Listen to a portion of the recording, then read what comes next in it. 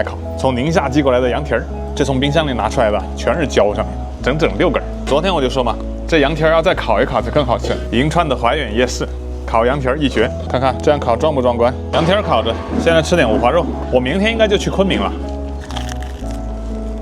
昨天得知一个情况啊，我前天不是说昆明店上个月亏了4万吗？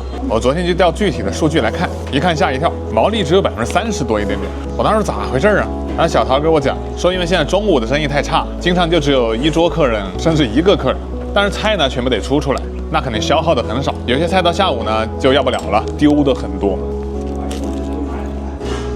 我说这不行了，如果实在中午没生意，还不如中午不做了。但转念一想呢，一天的房租1000块呢，中午还是得想想办法。所以有个想法跟大家分享一下，我准备在昆明上一个午餐的套餐，也就是前阵子我看有朋友给我提的烤肉饭，我这配出来了给大家看一看。比如说就这么一套，1盘五花肉，1份炸鸡，1份拌饭，配些小菜蘸料，另外来个饮品或者汤。我测算了一下，这样一套的成本呢，大概在12块钱左右。如果照餐饮50%毛利打底的说法呢，那这套要卖到20多，那肯定我们不能这么卖，因为我们只是想把中午的这个时段利用起来，并且最重要的一点，我觉得如果有朋友有兴趣来吃了之后，知道我们这儿有家烤肉店，那也算不错的。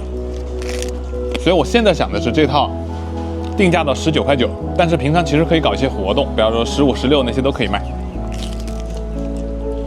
可以多订几个套餐，比如说还可以更便宜一点的鸡肉类的套餐，然后稍微再贵一点的牛肉类的套餐，然后来吃这个套餐的朋友，如果这一盘五花肉觉得不够，饭量比较大，那再加点我们其他嘛，我们中午也做一些点餐类的肉品出来，反正都遵循这种不超过50%毛利，中午主要是拉个人气。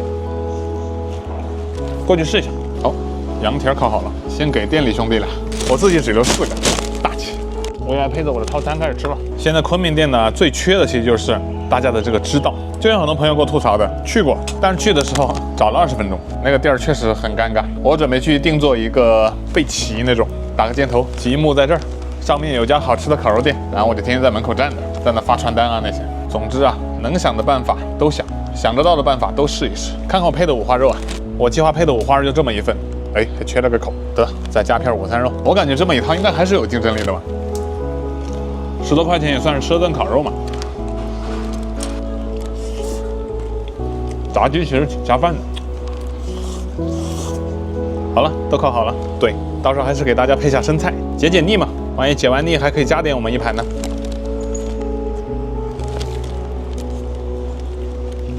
这个实在不行，房租还是摊销不下来。早上我在那蒸包子卖钱，让小涛把上午时段租给我，我给他摊个几千块钱成本。这说的好像搬家到昆明去了一样。好，啃羊蹄儿。刚咬一口下去，就接到个电话，咱也舍不得吐出来，跟别人再讲了一通。大家到宁夏去玩啊，遇到馆子有羊蹄一定尝一下，卤羊蹄儿或者烤羊蹄儿。哦，这口好爽。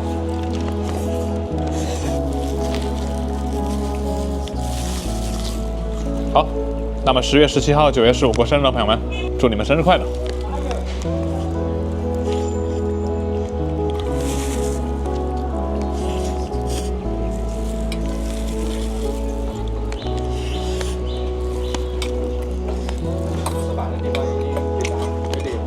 当然，傍晚了吗？哦吼，我们旁边的酒吧又黄了。平常一般啊，我会到他那个室外的椅子上去休息，现在搬空了。像这银泰城外面也黄了不少铺子，当然又陆续有新开的。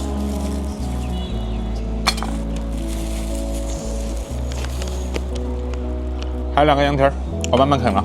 这视频应该也很长了，今天早点收拾完，尽量明天出发去昆明了。那就明天见。嘿，我们天天见。